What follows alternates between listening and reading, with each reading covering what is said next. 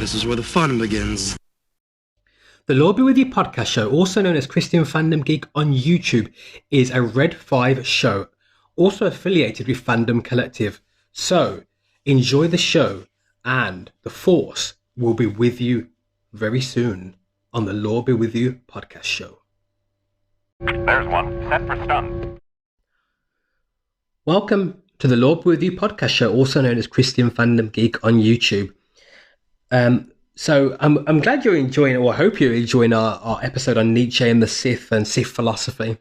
And this is our part 3 of this episode. Initially, I wanted to do it as a part 1 and part 2, but because of how long the episode has been and looking at it in post-production, I thought, you know what, it needs to be a 3-part episode so that you can kind of go away and come back to the next episode, and that probably works a lot better. So welcome to part 3 of our Sith-inspired episode, looking at the villains of a galaxy far, far away, of George Lucas's Star Wars epic and saga. So enjoy part 3, and thank you for listening to part 1 and part 2. And if you haven't listened to part 1 and part 2, press pause on this one, go back and listen to part 1 and part 2, and then come back to part 3. So God bless you, and enjoy part 3 of our Sith-inspired episode on the Lord Be With You podcast show. You don't know the power of the dark side. Okay, let's continue. So let's continue here. Okay. In Genealogy of Morals. So Genealogy of Morals is a book from Frederick Nietzsche. Frederick Nietzsche even makes a case from nature, comparing the nobility and vulgar man with birds of prey and lambs. In this context, he defends the rule of the strong, saying it is absurd to require of strength that it should not express itself as strength, that it should not wish to overpower, a wish to overthrow, a wish to become master, a thirst for enemies and antagonisms and triumphs. So what Nietzsche is saying is that he's saying it's absurd for the apex predator, or even human beings who are the nobility, who are ruling a town or city or country, who are the upper class. He's saying it's absurd of them not to rule with power and authority. They should set the tone for what goes. What they say is good. What they think is right. What they deem as prudent or how they express their authority and power is right to them, and they have every right to do it, and they shouldn't be questioned on it. So it's very much a kind of top-down hierarchy, but it doesn't expect the people at the top to be kind or to be good or generous or fair. It expects them to rule with power and authority, and in this way, you see the parallels to do with the Sith and Star Wars is exactly the same as what Nietzsche thinks. In his book, he does talk about things like he talks about birds of prey, and I think, if I'm remembering correctly, I watched a video of it as well. His video, he talks about this for the birds of prey that go down and pick up lambs and fly them off and kill them. The birds of prey the lambs would consider the birds of prey to be evil, because the birds of prey are picking them up and are flying off with them and killing them, because the birds of prey are stronger than the lambs. So from the lamb's point of view, the lambs might say that the birds of prey are evil, but actually the birds of prey are not evil. They're just stronger than lambs. That's the point that Nietzsche would be saying. They're not evil. They're just stronger. They're higher up on the food chain, and so they're the apex predator over the lambs. But Nietzsche compares Christianity to the lambs. He basically says it's a kind of slave morality where you're defending and protecting the lambs and making out like the lambs are important, but really it's the birds of prey that are important. Now, I completely disagree with Nietzsche, and I think any sane and decent human being would, especially in the times that we live in now, would completely disagree with Nietzsche, because Nietzsche's philosophy is wrong on so many levels. I could probably list about 10, 12 examples of why it's wrong, but I won't go into all of them now. But the obvious thing is this. if you have a group of people, elites on top, ruling a town or a city or a country,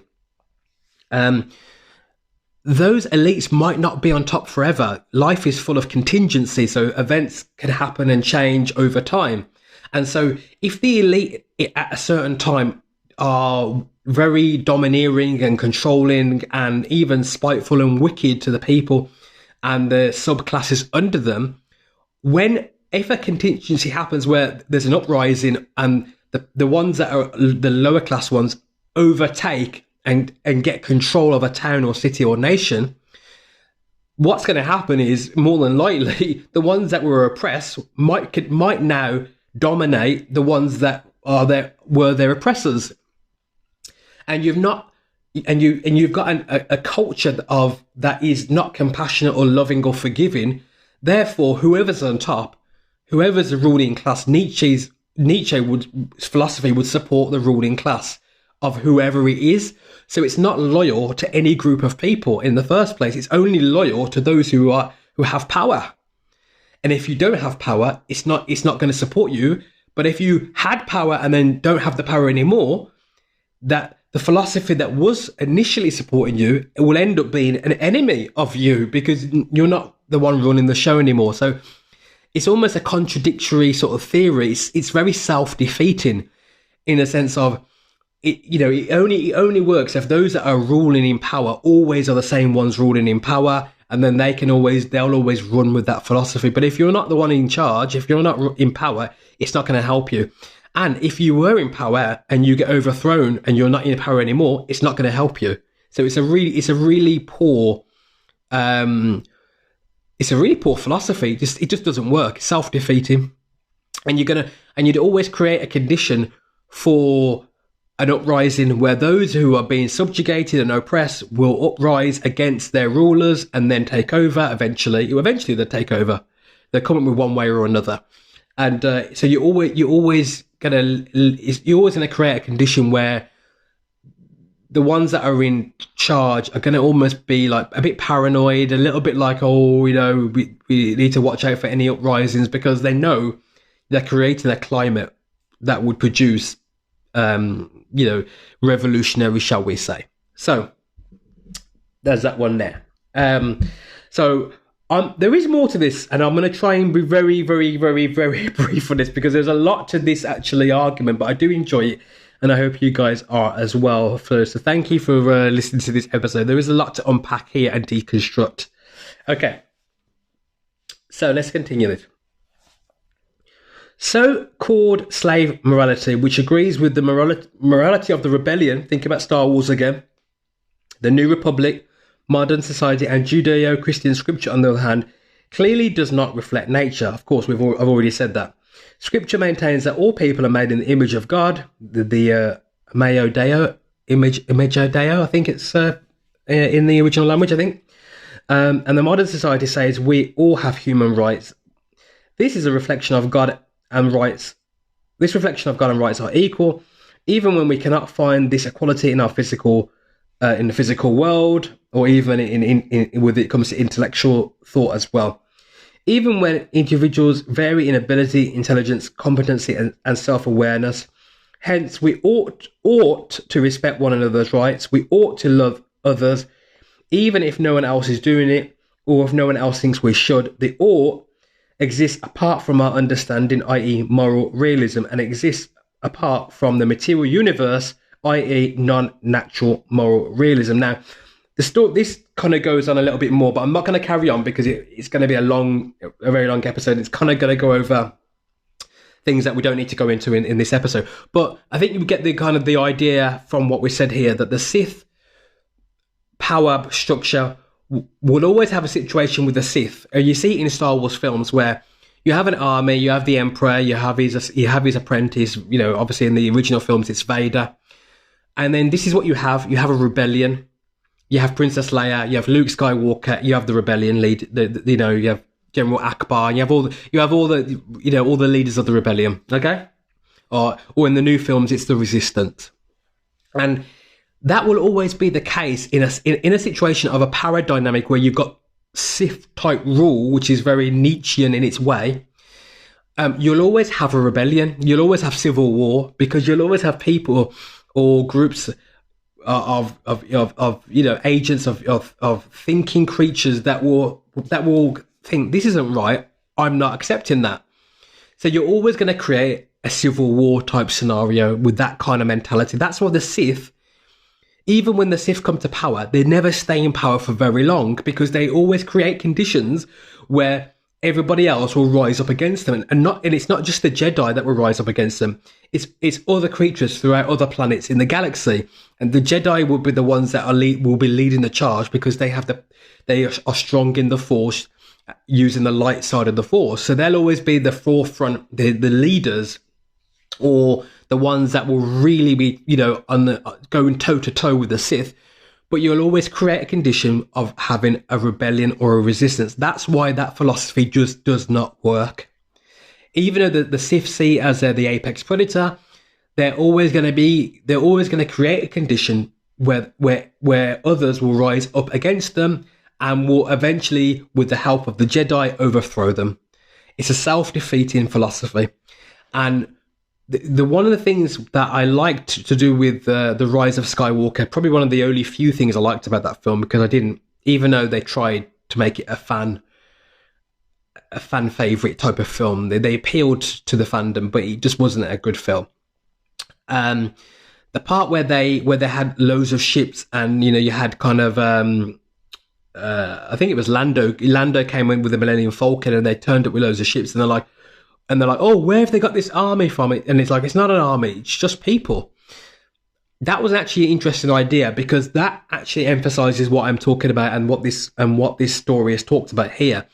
Whereas the people are just started an uprising because they've had enough. Different groups of people, different alien cultures have all come together to fight against the Sith. And obviously Rey is then fighting against Palpatine, because they've created a condition where they're oppressing the galaxy once again. And the ones that are not the upper echelons, shall we say, are like those that you might consider of that they would call the slave morality. I just thought, enough's enough. I've had enough of you. We're coming to get you. So that's that. Anyway, this was an interesting two-parter to do with talking about Sith morality, Sith philosophy, and Frederick Nietzsche. As you can tell, I'm not a fan of Nietzsche.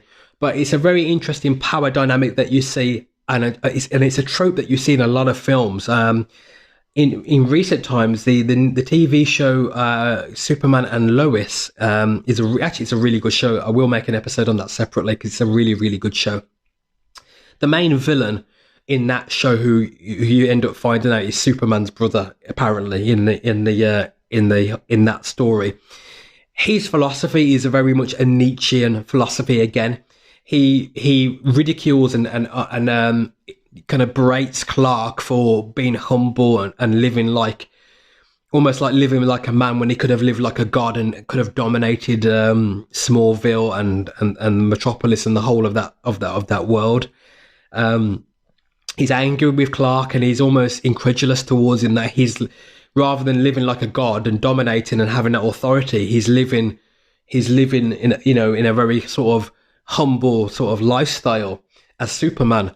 And as soon as they were playing that storyline out in the show, I was like, the villain, the brother who's the villain, who's called Morgan Edge in the show, he's basically Nietzsche. And then Superman, Clark Kent, is basically a Christian. And that's literally how they were kind of juxtaposing the two different philosophies of the sort of master sort of philosophy and sort of reasoning and the slave sort of philosophy or reasoning. He was like he was 100% like Clark was the Christian, Superman was the Christian, and Morgan Edge was the big fan of Nietzsche's philosophy, 100%. Anyway, thank you for enjoying this episode, and it's great to be back with you guys and back making episodes again on Christian Fandom Geek.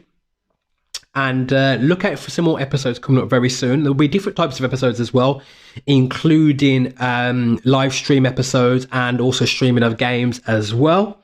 So look out for those very, very soon. keep well and keep safe, especially in the times that we're living in. And we'll be back again very soon on the Law Be With You podcast show.